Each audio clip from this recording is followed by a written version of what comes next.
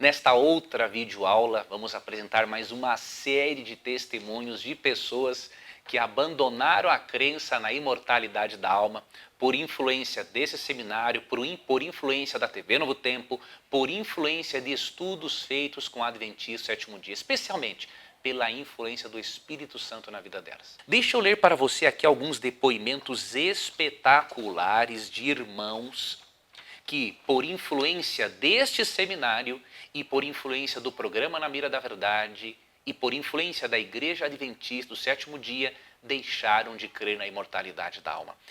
Este primeiro depoimento vem de Diego Silva, é um irmão católico apostólico romano. Veja o que ele disse. Bom dia, professor, a paz de Cristo. Sou católico. Depois de começar a me aprofundar nos estudos bíblicos a respeito da mortalidade da alma, mudei minhas crenças relativas ao assunto. Olha que bênção. Deixei de acreditar na imortalidade da alma e no inferno eterno. Deus o abençoe. Veja você que é um irmão católico. Assim como o Diego Silva, você pode conhecer mais da Bíblia por meio deste canal aqui no YouTube, por meio da TV Novo Tempo, e entender o que a Bíblia realmente ensina sobre a natureza humana.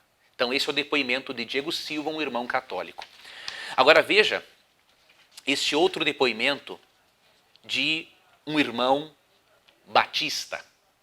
Muito bom, professor. Gosto de sua base e relevância bíblica. Nasci em um lar batista muito abençoado, porém, tinha ensinamentos distorcidos em relação à imortalidade da alma. Com sua explicação, melhorou muito e clareou minha mente. Nos seminários batistas, fui forjado e ensinado a ter uma doutrina coerente. Mas neste caso, prefiro ficar com a Bíblia. Creio que o homem é um ser holístico. O corpo não é uma prisão, mas o templo do Espírito Santo, glória a Deus. Veja, além do irmão católico, um irmão batista mudou de opinião. Veja aqui o depoimento desta outra irmã, Marilene Andrade. Professor, o senhor hoje, com esta explicação, foi como se tirasse definitivamente a venda dos meus olhos, ou melhor, do meu entendimento. Amei, muito obrigada. Que as suas explicações abram mais e mais a mente das pessoas e o nosso entendimento espiritual. Amém. Olha esse depoimento agora da Cirlei Moura. Professor Leandro, sou grata a Deus pela sua vida e também pela TV Novo Tempo, porque através de vocês mudei meu conceito sobre imortalidade da alma. Aprendi em outra denominação que a alma é imortal, mas graças a Deus você tem sido um instrumento dele para a minha vida. Na próxima videoaula, nós veremos mais testemunhos de internautas que estão abandonando a crença na doutrina da imortalidade natural da alma. Agora vamos para a entrevista com Lucas Banzoli. Veja o que ele tem a dizer a você sobre o processo dele de mudança para que ele hoje aceitasse a doutrina bíblica acerca da natureza humana. Vamos para a primeira pergunta ao nosso querido amigo Lucas. Primeiramente, Lucas, muito obrigado, por sua entrevista. A primeira pergunta, conte para nós, Lucas, qual é a sua denominação e um pouco da sua história, um pouco da sua caminhada cristã. Bom, meu nome é Lucas, eu sou de São José dos Pinhais, Paraná. Eu tenho 25 anos e congrego atualmente na comunidade cristã Vineyard, que é uma igreja evangélica pentecostal. Eu tenho um site apologético, desde 2009, quando eu tinha 16 anos ainda, eu já comecei a curtir o mundo da apologética, e como naquela época eu não tinha muito conhecimento bíblico, na verdade quase nada, e eu só tinha muita vontade, era uma pessoa bem esforçada, mas conhecimento mesmo eu não tinha ainda na época, eu estava engatinhando na fé ainda, Então eu era muito influenciado por sites de apologética que já vinha com uma espécie de teologia pronta, tipo, aceita tudo isso daqui como sendo a verdade, tipo, isso daqui aceita, isso daqui é a doutrina certa e tal, não te incentiva muito a pensar, a raciocinar por conta própria para chegar às suas próprias conclusões.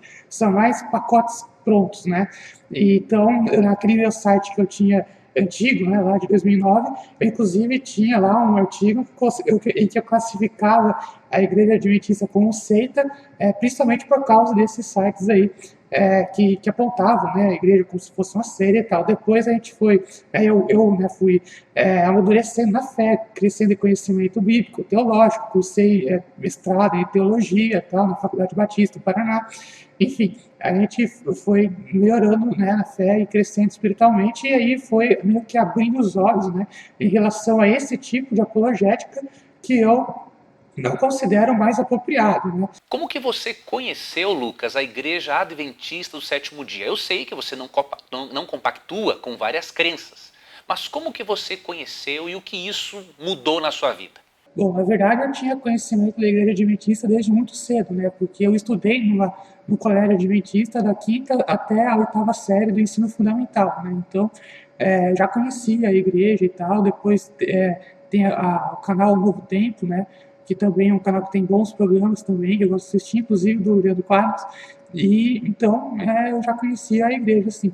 Como que antes você entendia acerca da alma? O que você entendia sobre alma e espírito na sua igreja? Bom, essa pergunta, né, como eu entendia a imortalidade da alma, antes, na verdade, a resposta é que eu não entendia, né, eu só achava que entendia. Naquele meu site que eu falei que eu tinha lá no começo, lá, né, estava engatinhando na fé ainda, eu tinha lá meia dúzia de versículos bíblicos, aqueles clichêsão, né, usado por aí contra o aniquilacionismo, onde eu citava, né, bem fora de contexto mesmo, não era nem um artigo assim que exigiu alguma forma de pesquisa e tal, era tudo bem superficial, como tudo que envolve a teologia da imortalidade da alma, né? Todos os textos que eles usam são sempre aqueles clichês, sempre textos superficiais, sempre rasos, sempre bastante sem nenhum aprofundamento, né? Eu nem conheço um livro mesmo, propriamente dito, de defesa da imortalidade da alma, justamente porque é uma doutrina bastante rasa, é difícil de você defender. Você tem lá uma dúzia, no máximo, de versículos bíblicos estourando, né? Geralmente você tem meia dúzia de versículos bíblicos que você usa e, no máximo, estourando, tem lá, sei lá, uma dúzia de versículos que você pode tentar utilizar, né? Então é uma doutrina bem difícil de se defender, por isso que geralmente ela só está presente em resumões, né, teologia sistemática, coisa do tipo, né, um artigo aqui e ali e tal, onde você junta um com outro versículo bíblico, né, você vai fazendo aquela concha de retalhos e tal, porque isso é tudo que dá para fazer com a doutrina da imortalidade da alma, já que ela não é uma doutrina consistente, ela não é uma doutrina que subsiste diante de uma prova de fogo, uma análise bíblica, né, um aprofundamento da questão. Mas, como eu ainda não tinha conhecimento do tema, quando eu não era um estudioso da palavra ainda, né, naquela época, então eu meio que me satisfazia aqueles meia dúzia de versículos, principalmente porque eu nem conhecia a outra doutrina bem, por assim dizer, né? Eu sabia, sim, que existia pessoas que negavam que a alma fosse imortal, mas eu nunca tive um verdadeiro interesse em aprofundar nesses argumentos. Na minha cabeça, os adventistas e outros que defendiam a mortalidade da alma só tinham um ou dois textos eclesiásticos e basicamente só isso para defender a posição contrária, né? Eu até achava, como alguns continuam achando até hoje, né, que era uma doutrina do Antigo Testamento, né, e que o Novo Testamento mudou tudo, tá? E quando a gente vai no Novo Testamento, tem muito mais provas contra a imortalidade da alma no Novo do que no Antigo, né? Inclusive no meu livro, que tem 206 provas contra a imortalidade da alma, 80 é do Antigo Testamento e tudo o resto é do Novo, né? Então, enfim, mas naquela época que eu tinha pouco conhecimento, eu não tinha, né, essa informação, então eu rechaçava a doutrina aniquilacionista por não conhecê-la, né, como muitos hoje em dia, infelizmente, ainda é assim, né, muitos não creem no aniquilacionismo, mesmo porque não conheceu, nem sabe o que é direito a doutrina aniquilacionista. Inclusive, muitos que tentam refutar o aniquilacionismo não conhecem, né, infelizmente. Lucas, me diga uma coisa, quais foram os principais versículos bíblicos que ajudaram a você a mudar a sua forma de pensar? Tudo começou quando eu fui indagado com a doutrina da ressurreição, né? Quando eu me deparei com a doutrina da ressurreição, não que eu não conhecesse já essa doutrina previamente, mas quando eu comecei a raciocinar em relação a um dilema, né? Um problema que existe na ótica imortalista, né? De que se os mortos já estão no céu, agora, para que haveria ressurreição, né? Qual a necessidade de as almas do paraíso descerem novamente para o corpo por ocasião da ressurreição, se religasse aos seus corpos mortos para depois voltar para o céu, ou no caso da alma que está no inferno, está queimando no inferno e ressuscita, volta para o corpo, depois volta para o inferno de novo para continuar queimando da mesma forma que antes, só que agora com o corpo junto, tipo, né? É um pensamento bem estranho. Você limita, você torna a ressurreição uma coisa totalmente supérflua, desnecessária, inconsistente, você meio que aniquila a doutrina da ressurreição, né? Torna ela sem valor. E é justamente por isso que a ressurreição é tão pouco ensinada na maioria das igrejas, né, que ensinam a mortalidade da alma. Você praticamente nunca ouve falar de ressurreição, exceto, é claro, se for um domingo de Páscoa, né, alguma coisa assim. Senão, a ressurreição é absolutamente esquecida, né? Mesmo quando alguém morre, acontece uma coisa assim, é o que fala, né? Já está com Cristo, né? Tá na presença de Deus agora e tal. Nunca fala com a linguagem bíblica, né? De que Paulo expressa lá em 1 Tessalonicenses 5, 13 a 18, né? Consolando com a esperança da ressurreição. Né, a ressurreição é absolutamente esquecida, né, infelizmente, nas igrejas atuais.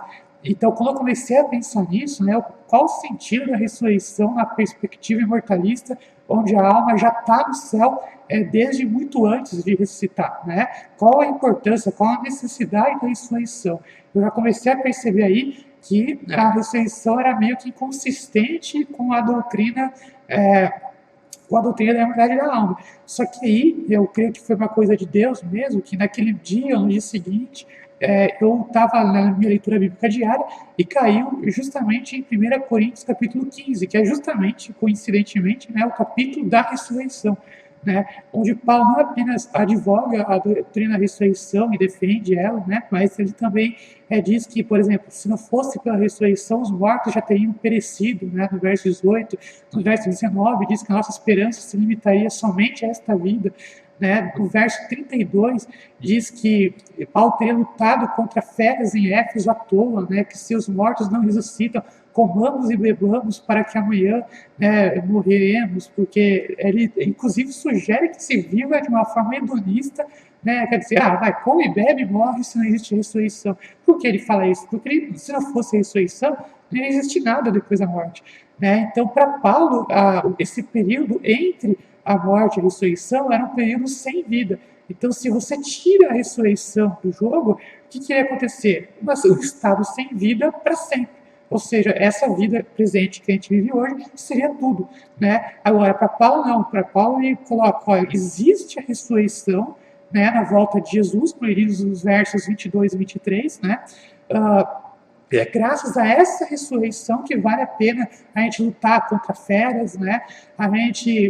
Que vale a pena viver para Cristo e não de uma forma hedonista, como diz o verso 32. É por causa dessa ressurreição que a gente pode apostar que os mortos um dia voltarão à existência, voltarão à vida. Né? E isso que faz que vale a pena viver. Né? Viver em Cristo, viver para Deus, fazer o nosso trabalho cristão. Então, para Paulo era exatamente isso. A ressurreição não era simplesmente o acréscimo de um corpo, tipo, eu estou aqui no céu, só que sem o corpo, em forma de alma despida, incorpórea, né, desencarnada. E aí, se não houvesse ressurreição, eu continuaria no estado do mesmo jeito, só que sem o corpo, não tem problema. Não. Para Paulo, você tira a ressurreição da jogada, acabou. Não tem vida póstuma, não tem. Os mortos já pereceram, não valeria nem a pena, né? Viver para Deus, seria melhor viver de uma forma hedonista, né, lutar em Éfeso seria à toa, enfim. Né, para Paulo, se você tira a ressurreição da jogada, acabou, não existe mais nada. Né, por quê? Porque não existe vida antes da ressurreição. A vida póstuma você adquire na ressurreição e por causa da ressurreição. Né, a ressurreição que garante a possibilidade de uma nova vida, de uma outra vida. Né?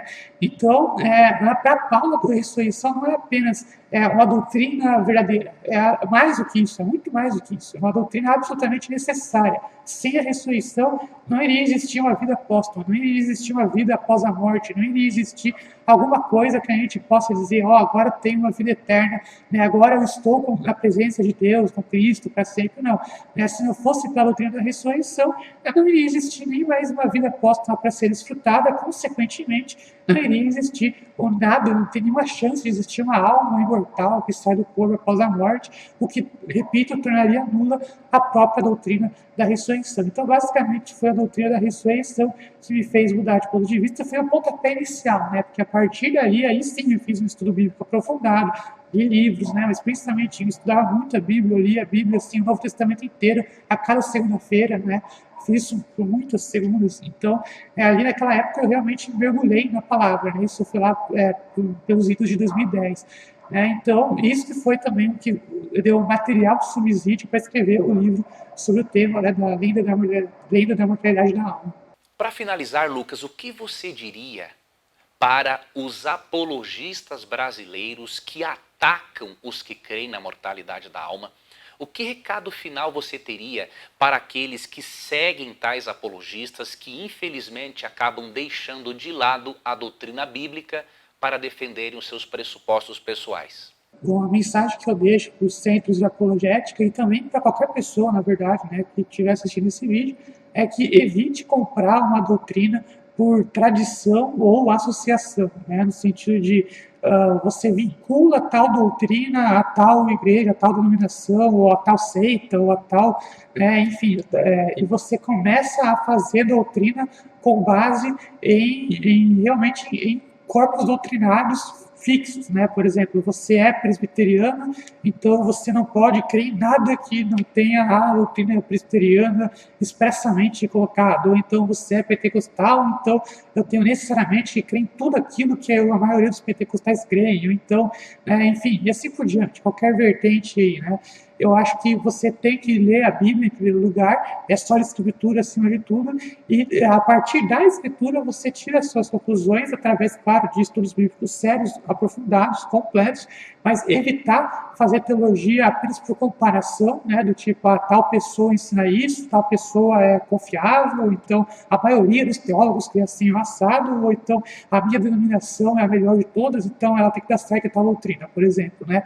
Então, evitar fazer doutrina por associação. Muitos pensam até da forma seguinte, né? Se os testemunhas de Jeová e os adventistas acreditam nisso, então isso daí não pode ser verdade, tipo, né? Descobrir um novo método de descobrir a verdade, né? Não precisa nem mais da Bíblia, parece, né? Então, evitar esse tipo de coisa, fazer um estudo bíblico desprovido de preconceitos, né? Realmente, você ir para a Bíblia e dela extrair a verdade, porque o que muita gente faz hoje em dia você já tem um preconceito em mente, você já tem as doutrinas que você acha que são a verdade e tal, e você simplesmente vai para a Bíblia para tentar confirmar essas doutrinas, né? Para buscar pretextos que justifiquem a sua crença prévia, ao invés de realmente com a mente aberta para a verdade e desprovido de preconceitos, estabelecer a verdade bíblica, né?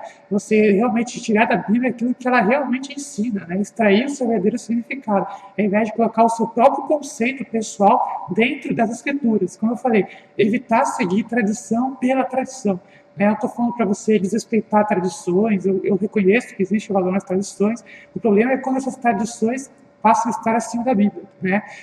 Infelizmente, a gente sabe que muita gente hoje em dia crê em doutrinas que considera bíblicas, mas na verdade elas só creem porque a denominação delas diz isso, né? Porque ouviu a vida inteira, desde criança, desde cedo, por um pastor, ou por um padre, um catequista, um líder de jovens, enfim, né, foi sendo doutrinado assim a vida toda, e é óbvio que a pessoa vai crer dessa forma como sendo a verdade, a despeito do que a Bíblia realmente ensina sobre o tema. Então, o que eu instigo as pessoas é que, ao invés de, o centro de apologia diz isso, diz aquilo e tal, ignorar realmente o que pessoas dizem, o que eu digo, o que uma outra pessoa que defende a mortalidade da alma diz, ignorar o que pessoas dizem e ver o que a palavra de Deus diz, né? Porque, no fundo, nós, como teólogos, apenas estamos tentando esclarecer a Bíblia aos de fora. Nós não somos a autoridade. A Bíblia é a autoridade. Nós apenas tentamos lançar luz no nosso modo de entender as Escrituras. Eu creio que qualquer pessoa honesta e sincera, com a mente aberta para a verdade, que faça um estudo sério e aprofundado sobre a questão da mortalidade da alma, e repito, desprovido de preconceitos, né? Desprovido dessa coisa de que, se eu acreditar nisso, eu vou estar favorecendo tal movimento, enfim, né? Se simplesmente querer buscar a verdade, nada mais do que isso, é muito, muito difícil que continue acreditando na imortalidade da alma, porque, eu repito, é uma crença das mais absurdamente antibíblicas que eu conheço, né? Dificilmente eu vou encontrar uma crença que seja mais um disparate maior contra a autoridade das Escrituras do que a doutrina pagã da imortalidade da alma. Você percebeu, amigo internauta, o quanto Deus atuou na mente de Lucas Banzoli e o quanto Deus pode atuar na sua mente para lhe ajudar a entender uma doutrina bíblica tão importante? Sabe por que essa doutrina é muito importante?